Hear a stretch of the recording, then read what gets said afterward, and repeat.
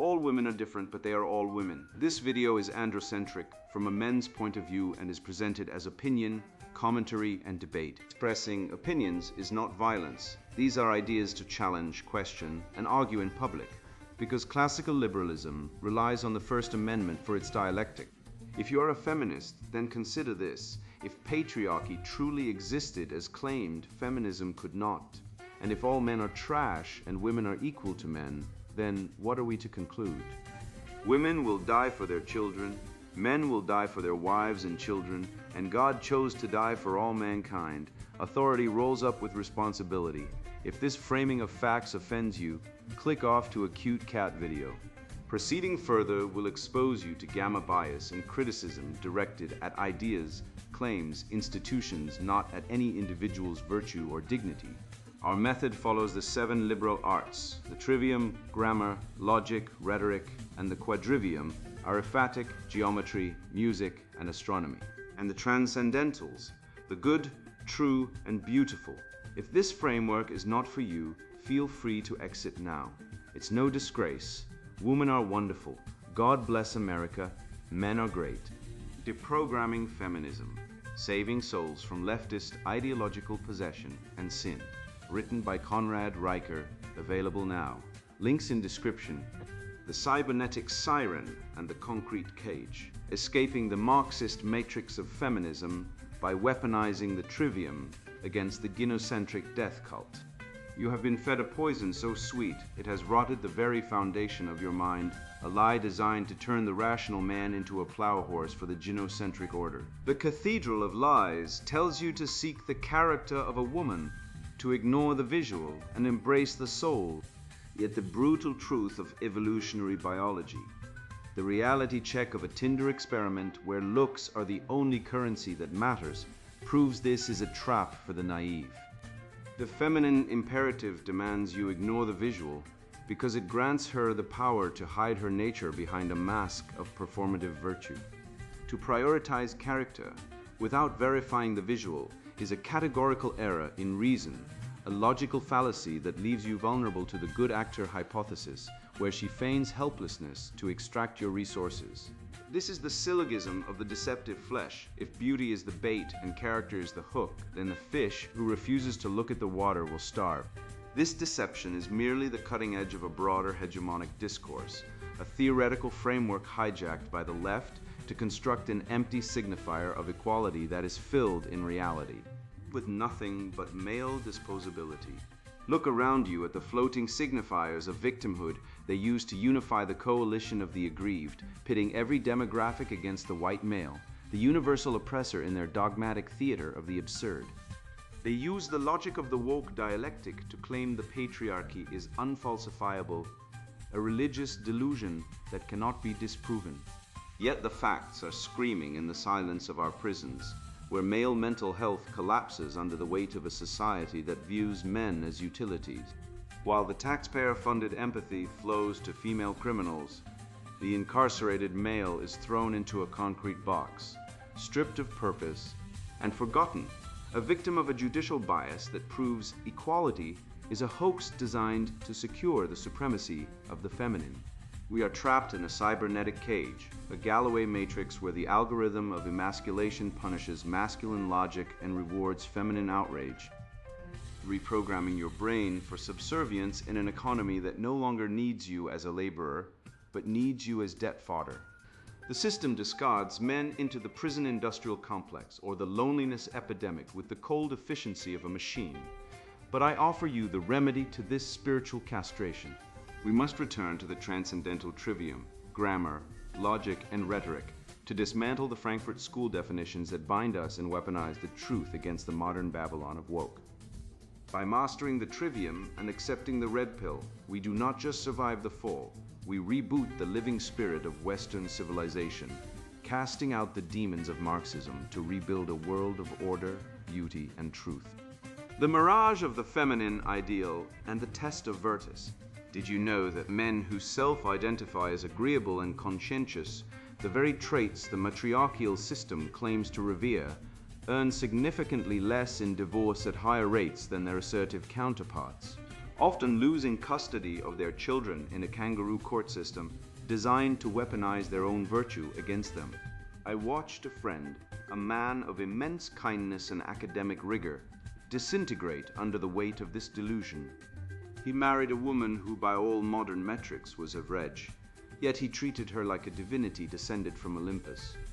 He focused on his character, his honor, and his provision, blinded by the Victorian lie that if he built a pedestal high enough, she would become the angel he envisioned. Instead, she feigned helplessness, a performance of feminine frailty so convincing it would have won a Tony to extract his labor and capital, until he was a hollow husk. This is the autopsy of the nice guy, a man who refuses to apply the cynical filter of the red pill, believing that the social contract of honor extends to a gender whose operating system is fundamentally indifferent to his sacrifice. He did not understand that his virtues were merely unlocked achievements for her exploitation, a bug in the software of his chivalry that she patched with a smile while draining his bank account. We must rip the mask off the mirage of feminine benevolence using the cold, hard scalpel of evolutionary biology. The good actor hypothesis suggests that what we call female character, the empathy, the nurturing, the cooperation, is often a performative adaptation, a survival trait honed over millennia to secure resources in a hostile environment where physical prowess was not an option. Do not mistake the camouflage of the predator for the nature of the prey. When a woman feigns distress at a flat tire or cries over a minor inconvenience to trigger your biological instinct to protect, she is not revealing a flaw in her character. She is deploying a highly evolved mating strategy to secure your utility. The Victorian lie of female moral superiority is a dogma of the weak, a bedtime story told to keep the male workforce docile. Women are not morally superior beings who have stumbled into corruption. They are pragmatic biological actors whose cruelty is simply the ruthless efficiency of nature, seeking the best genetic and material outcome for offspring, a mechanism that prioritizes survival over the abstract ethical concepts men cherish. The leftists screech that inner beauty is the true metric of value, a spiritual egalitarianism designed to level the playing field for those who lost the genetic lottery. This is a fabrication of the highest order, a sacrament of the cult of equality that contradicts biological reality. We need only look at the Tinder experiment to dismantle this insidious lie. When researchers created profiles of male models with text indicating they were registered sex offenders or overtly misogynistic, they still flooded with matches, while profiles of good men with mediocre looks were ghosted into the abyss. The data exposes the hypergamic imperative as a visually driven process. The swipe right is not a judgment of soul, it is a visceral reaction to bone structure and symmetry. To believe otherwise is to voluntarily walk into a coliseum where the lions are well fed and you are armed only with a poetry book. Let us apply the trivium to construct the syllogism of the deceptive flesh and shatter the illusion once and for all. Premise 1. The visual aesthetic of the female form is subject to entropy, fading inevitably with time. It is transient and ephemeral. Premise 2. The modern female imperative demands men prioritize this fleeting visual over their own character, resources, and long-term stability, thereby demanding men make a categorical error in reason. Conclusion. Therefore, the feminine sexual strategy is predicated on inducing a state of logical fallacy in the male mind to secure immediate resource extraction. By forcing men to value the decaying flesh over the eternal virtue, women ensure that men remain dependent on the fleeting, never anchoring their worth in the enduring. It is a trap of the senses, a logical snare that keeps you chasing the horizon while your home burns down behind you. True character, however, is not forged in the safety of the friend zone or the comfort of a relationship, but in the fire of crisis. I recall a grim evening when the Friends Crisis probe revealed the stark divide between masculine and feminine virtue. A comrade of mine lost his livelihood and his father in the span of a week. The testing ground was set. His female partner, rather than standing as a pillar of strength, turned his tragedy into her own cry for attention, lamenting the stress she felt and demanding emotional labor to soothe her anxiety. In contrast, His male friends did not weep for their own inconvenience. They arrived with trucks, money, and plans. They demonstrated the masculine call to action, a stoic deployment of resources and labor. This is the test of virtus, manly courage and excellence, which proves that while the feminine seeks to consume the emotional energy of a crisis, the masculine seeks to solve it. Which brings us to the pathology of the simp, a psychological aberration that defies the survival instinct. The simp is a man who refuses to test a woman's character, terrified that the application of logic will shatter the fantasy he has constructed around her. This is not love, it is self-abasement. It is a betrayal of the masculine duty to uphold standards and protect the tribe from low-quality actors. By refusing to vet, by refusing to judge, the simp lowers the drawbridge and invites the enemy into the citadel. He is the collaborator in his own destruction, a useful idiot for the gynocentric order that relies on men abandoning their reason to serve the lie of female perfection. To survive this modern Babylon, you must weaponize the trivium and apply it to the sexual marketplace with surgical precision. First, use grammar to define the terms. Do not let her redefine cheating or respect mid-argument to suit her solipsism. Second, apply logic to analyze her actions. If her words claim loyalty but her behavior on Instagram indicates attention seeking from other men, the premise of her loyalty is refuted by the evidence. Finally, employ rhetoric to persuade yourself and others of the truth, cutting through the emotional manipulation and the makeup of verbal filters. This method strips away the physical and emotional concealer, revealing the solipsistic core beneath. You are not looking for a partner in a fairy tale. You are auditing a potential asset merger, and you must look at the balance sheet, not the logo. We must reclaim the Platonic ideal of beauty from the gutter of carnal lust, where the Marxists have thrown it. The modern reduction of beauty to mere biological triggers, to the titillation of the flesh, is a degeneration of the spirit. The transcendental alignment of the good, the true, and the beautiful demands that we recognize beauty not just in the curve of a hip, but in the loyalty of a wife and the virtue of a soul. Western civilization built its cathedrals to the eternal, not to the ephemeral. To worship the fading flesh is to worship a false idol, a golden calf that will inevitably lead to the death of your culture and your soul. We must return to the recognition that beauty is the harmony of the soul with the divine, a harmony that the modern woman has been taught to despise in favor of the cheap dopamine of the swipe. Break the spell. Re-enshrine the truth. Having reclaimed the Platonic ideal, we must now bloody our hands in the rhetorical arena. The enemy does not care for the eternal harmony of the soul. They care for the immediate submission of the mind, possessing a terrifyingly efficient machine for generating it. We have identified the rot, but to excise it, we must stop playing defense and start shattering their narratives before they can take root. You cannot simply hold the line against an ideology that weaponizes language itself. You must seize the means of verbal production. The time for quiet contemplation is over. The time for rhetorical warfare has begun. The hegemony of the hollow, deconstructing the discourse of delusion. Imagine standing in the public square, watching a man stammer, his hands trembling as a screeching harpy hurls accusations of bigotry. His logic paralyzed by the moral high ground she seized before he even opened his mouth. He is trapped in what I call the chain of equivalences, a rhetorical stranglehold where the leftist links disparate concepts together like rusted iron. Trans rights equals women's rights equals human rights, creating a structure so heavy no mere mortal can lift it. You do not defeat this Goliath by arguing about the links. You sever the chain, smash the syllogism by attacking the weak point, the biological reality that underpins no part of the delusion. When they scream that trans rights are human rights, you simply state that biological sex is immutable and observable, a fact of the material universe, and watch the chain of equivalences collapse into a pile of useless scrap metal. This is the debate strategy of the future, a rhetorical guillotine for the soft throats of the ideological possessed. We have seen this specific brand of madness before, a ghost haunting the corridors of history, wearing a different mask but smelling of the same rotting decay. The Bolshevik lie of the 20th century promised a utopia built on the ashes of hierarchy, claiming that the worker was a victim of the bourgeois, a totalizing ideology that demanded the rejection of reality for the sake of the theory. Today, the gender theorists are the commissars of the bedroom, demanding the rejection of biology for the sake of the feeling.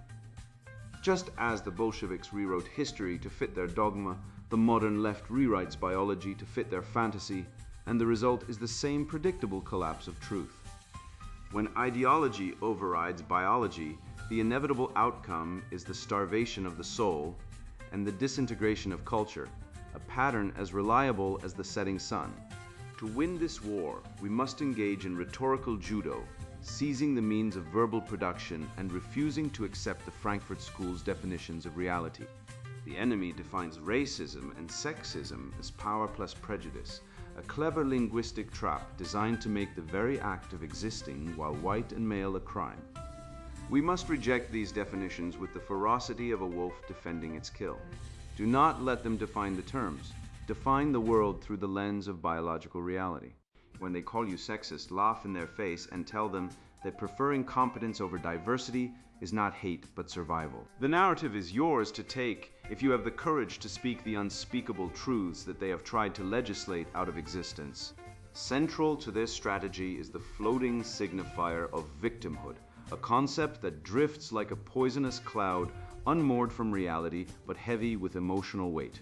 The leftist theory floats the concept of woman not as a biological category, but as a victim class, a universal sponge for grievance designed to unite disparate complaints against the man.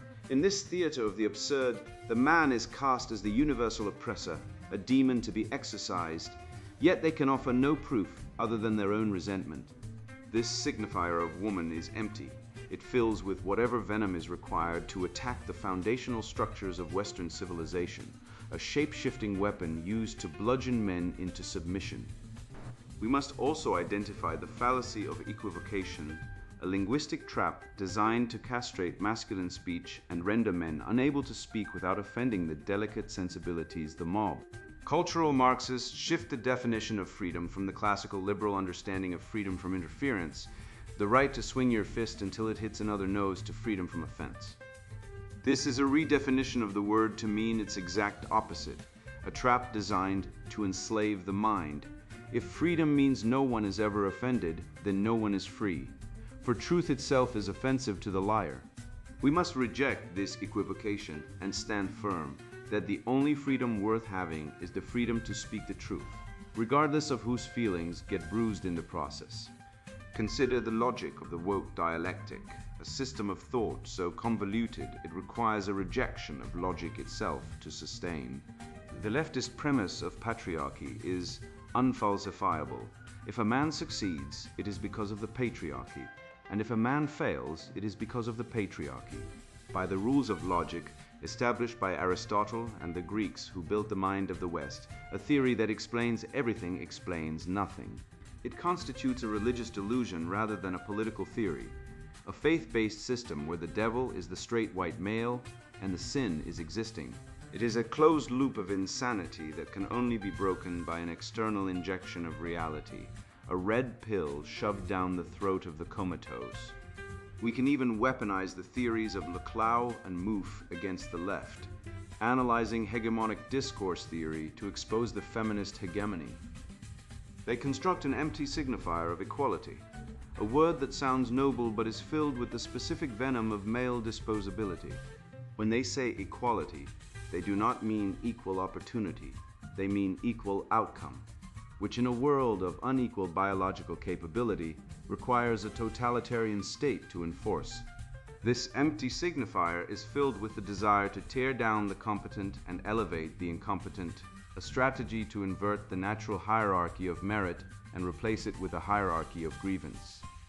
The evidence of this evil is written in the cold, hard statistics of our suffering. Look at the evolutionary biology playing out in the courts and on the streets, the cuckoldry rate, where men unknowingly raise children that are not their own. An evolutionary betrayal normalized by a culture that despises paternal certainty. Look at the family courts, where fathers lose custody in the vast majority of cases, stripped of their children and their livelihoods by a system designed to weaponize the state against the masculine. Look at the suicide rates, skyrocketing among men who have been told their natural drives are toxic. Look at the abortion rate, the sacrifice of the future on the altar of convenience, a direct result of the feminist lie that the child is a burden rather than a gift. These are not anomalies, they are the data points of a civilization in freefall. And the only way to pull out of the nosedive is to rip off the blinders and see the wicked evolutionary biology of these leftist ideologies for the blight they are. The cold, hard facts of this betrayal do not merely fester in the ruins of the family unit. They metastasize behind the steel bars where the state's animus for the masculine is finally unmasked. To truly grasp the architecture of this disposability, we must apply the scalpel of logic to the darkest corners of the empire. We must look to the place where the so-called oppressor is stripped of every title and asset, reduced by the gynocentric machine to a mere statistic in a concrete box. It is here, in the silent screams of the incarcerated, that we find the undeniable proof of a culture that views the male soul as a consumable commodity. The discarded vessel, the silent screams of the male prisoner. The statistics on suicide within the correctional system are not merely numbers. They are the screaming silence of the discarded vessel.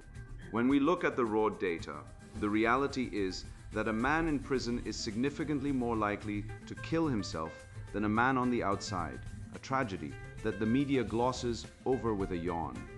This is the ultimate result of a gynocentric social order that views men as utilities rather than souls, useful when plowing the fields or paying taxes, but utterly disposable once they step out of line. We are told that we live in a patriarchy, yet who is it that fills the concrete boxes? Men. Who is it that dies alone on a cold cell floor? Men. The suicide epidemic in prisons is the canary in the coal mine for the male condition, proving that society only values male life when it is serving female interests, and once that utility is gone, the male is thrown away like a broken tool.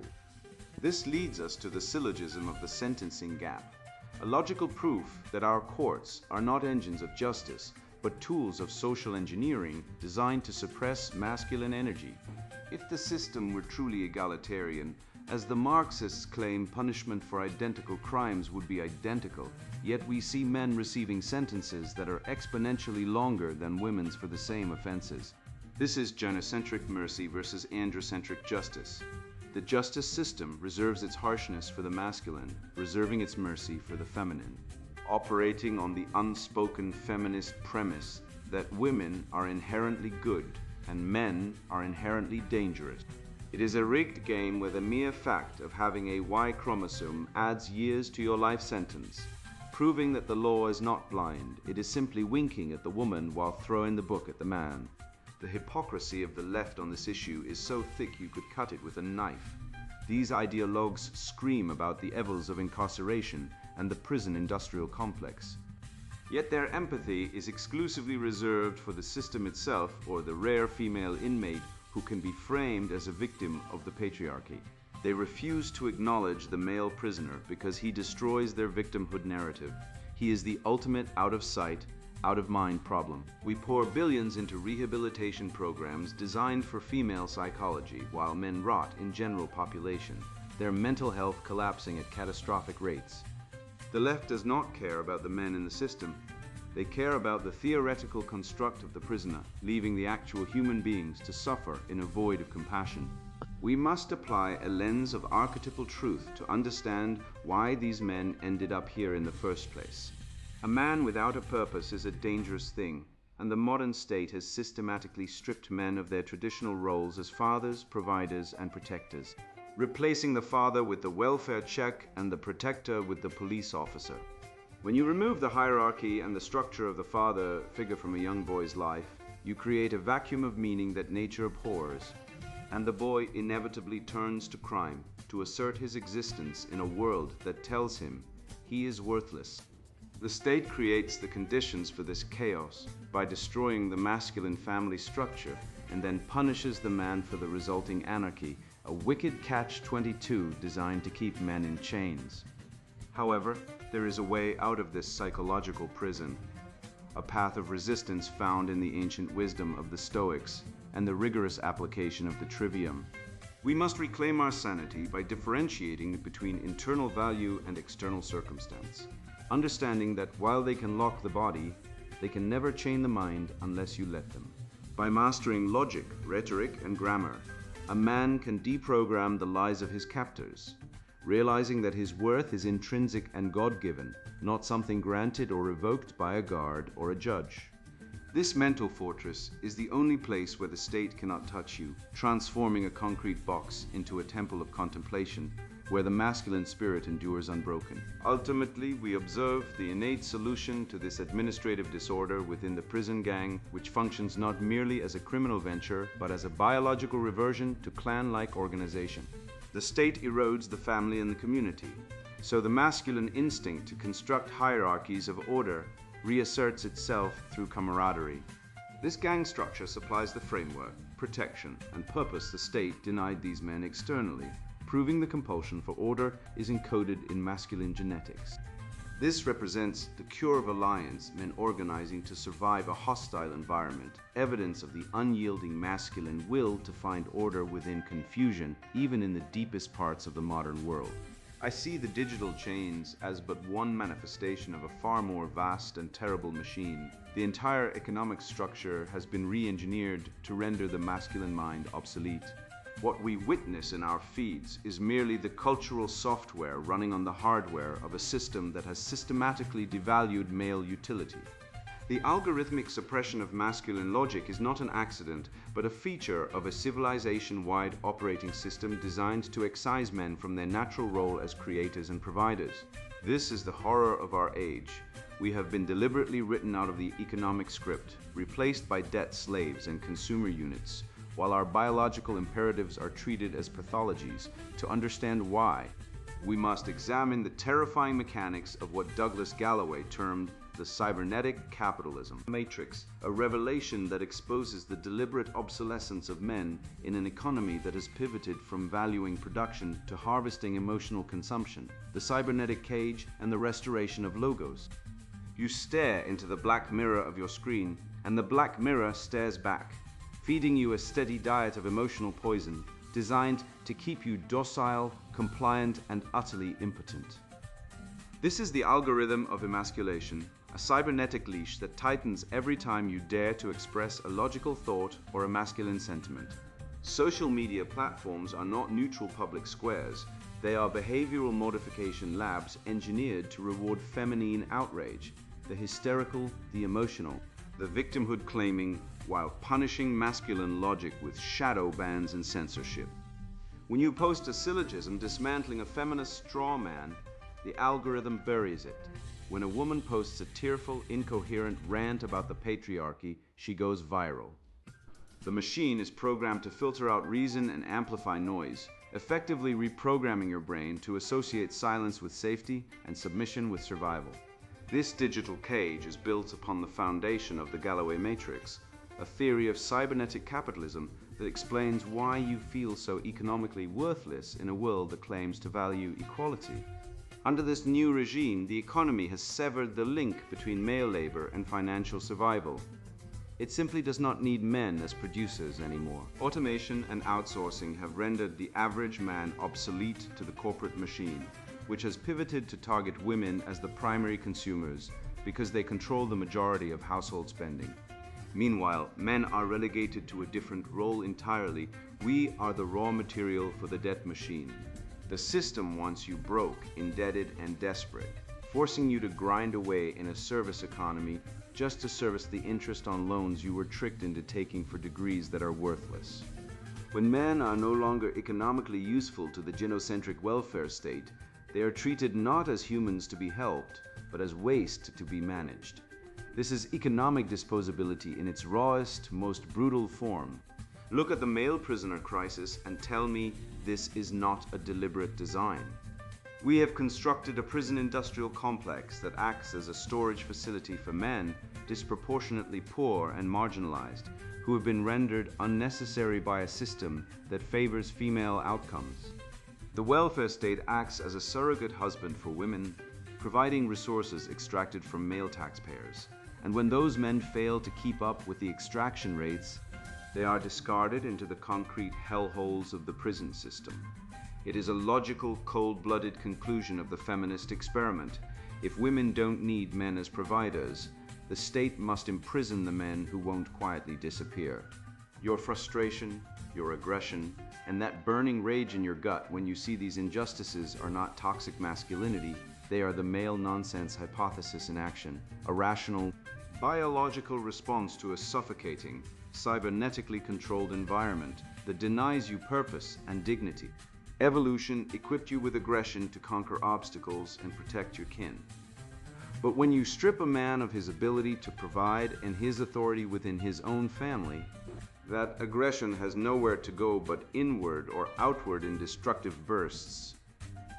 They tell you your nature is a flaw, but it is actually a survival mechanism screaming that you are in a cage.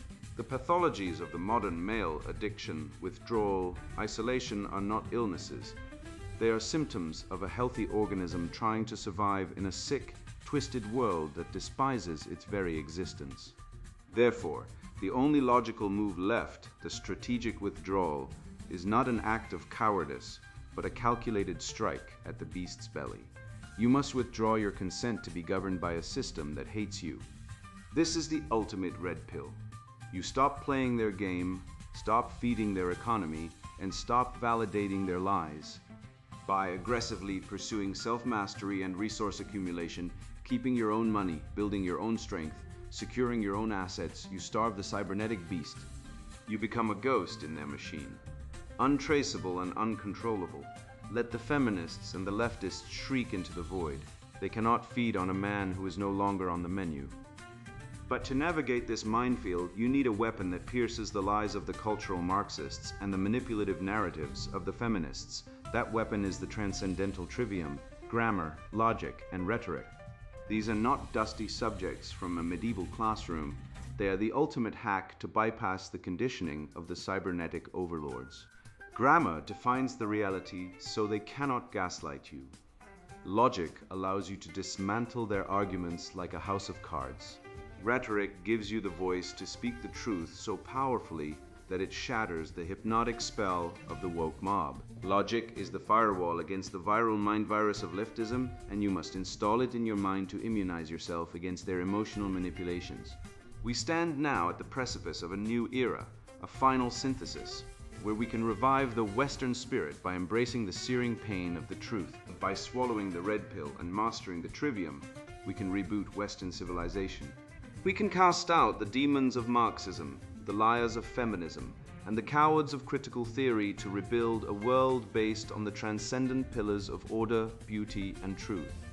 We are the inheritors of the greatest cultures in the known universe, and we will not let it be ruined by a mob of shrieking ignoramuses who despise the very concept of excellence. We reclaim our role as the architects of reality, forging a future where logic reigns supreme and the lie is silenced forever. You have walked through the ruins of the modern Babylon and seen the beast for what it is, a cybernetic cage feeding on the male spirit while feasting on the lies of equality. We have stripped the paint from the feminine ideal, proving with the cold, hard data of the Tinder experiment and the brutal math of family courts that character is rarely the metric of the sexual marketplace, but rather a performative mask worn to extract resources from the unwitting. You now understand the floating signifiers of leftist discourse are nothing but empty vessels filled with the venom of male disposability, designed to make you apologize for your own testosterone. The silence surrounding the suicide epidemic of male prisoners is no longer a mystery to you. It is the calculated result of a gynocentric system that views men not as souls to be saved, but as utilities to be discarded once their economic utility wanes. Armed with the trivium, you are no longer a victim of their linguistic tricks, you are a hunter of truth. You possess the syllogisms to dismantle the woke dialectic, and the rhetorical force to name the evil rot of cultural Marxism without flinching. This is not just theoretical knowledge, it is the armor you need to navigate a world that wants you broken and servile. Do not keep this weapon sheathed. Take these truths and smash the narrative. Liberate the minds of your brothers still trapped in the matrix, and reclaim the glorious transcendent spirit of Western civilization that demands only one thing: that you be a man of unshakable virtue. Go forth and conquer. And now the sponsored book introduction, Deprogramming Feminism, Saving Souls from Leftist Ideological Possession and Sin. You're probably reading this because something feels wrong in your world. And I'm not talking about a minor inconvenience like your coffee being too hot or your favorite sports team losing on Sunday. I'm talking about that nagging sensation that the entire game has been rigged against you from birth, that you've been playing by rules designed to ensure your failure while being told you're privileged. I know this feeling intimately because I've lived it. Like many men, I spent years confused by the mixed messages society bombarded me with: be strong but sensitive, lead but follow, succeed but don't overshadow women. I watched capable men destroyed by family courts, hard-working fathers alienated from their children, and ambitious young men dropping out of a society that seemed determined to demonize their very nature. These weren't isolated incidents, but patterns I witnessed repeatedly across decades of observation, research, and personal experience. The awakening came when I realized these weren't bugs in the system, but features, deliberate mechanisms designed to harness male utility while suppressing male autonomy. This book exists because the truth about gender dynamics has been buried under mountains of ideological garbage, disguised as academic scholarship and social progress. The mainstream narrative tells you men and women are identical blank slates, that any differences between us are social constructs, and that masculinity itself is problematic at best and dangerous at worst. This isn't just wrong, it's the exact opposite of reality. Evolutionary biology, psychology, and millennia of human history confirm what your instincts already tell you. Men and women are fundamentally different, and these differences matter immensely. Traditional gender roles didn't emerge by accident or through oppression, but as evolutionary adaptations that allowed our species to survive and thrive. When we ignore these biological realities, we don't create equality. We create chaos, dissatisfaction, and a society that actively works against human nature itself. The value of what you're holding cannot be overstated. We're living through unprecedented times where men are routinely positioned as the problem in almost every social equation, where legitimate male concerns are dismissed as privilege, and where expressing traditional masculine virtues can cost you your livelihood. This book pulls back the curtain on the ideological possession that has corrupted our understanding of gender relations. I'll walk you through the evolutionary facts that make true gender equality impossible, explain how family courts function as wealth transfer mechanisms from men to women, and expose toxic masculinity for the intellectual scam it truly is. You'll learn why female supremacists have embedded themselves in our institutions, how to spot hypergamy in action, and why traditional male leadership has sustained civilizations while feminism has done little but destroy relationships and erode social cohesion. Most importantly, you'll discover financial strategies to protect your assets and reclaim the respect that a gynocentric society has systematically stripped from you. If you're a man who's tired of apologizing for existing, who suspects that everything you've been taught about gender is fundamentally inverted, who refuses to accept second-class citizenship in a culture that demonizes your nature while demanding your sacrifice, this book is your weapon. It's for men who recognize that the war against their dignity, resources, and basic humanity has already begun, and understand that victory comes not through submission, but through understanding the rules of a game stacked against them. What follows will challenge your beliefs, shatter your illusions, and equip you with the knowledge to navigate a world that would rather you remain blind, obedient, and exploitable. The insights contained in these pages aren't academic exercises, but practical tools for survival and thriving in an increasingly hostile environment for masculinity. However, if you're comfortable with feminist ideology, believe gender is a social construct, think the patriarchy has been the primary source of human suffering, or genuinely believe that men have historically oppressed women merely out of malice, rather than necessity, stop reading now. This book will only upset you. Seriously, put it down, go find some safe space that reinforces your pre-existing beliefs, and continue living in the illusion that has been carefully constructed around you.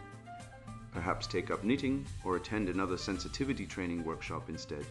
What follows is not for those comfortable in their delusions, but but specifically for men ready to confront uncomfortable truths about human nature, society, and themselves.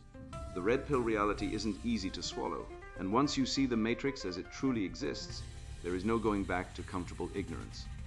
For those strong enough to proceed, welcome to the beginning of your liberation from ideological possession and the reclaiming of your rightful place in the natural order of things. Deprogramming Feminism, Saving Souls from Leftist Ideological Possession and Sin, written by Conrad Riker. Buy now, links in description.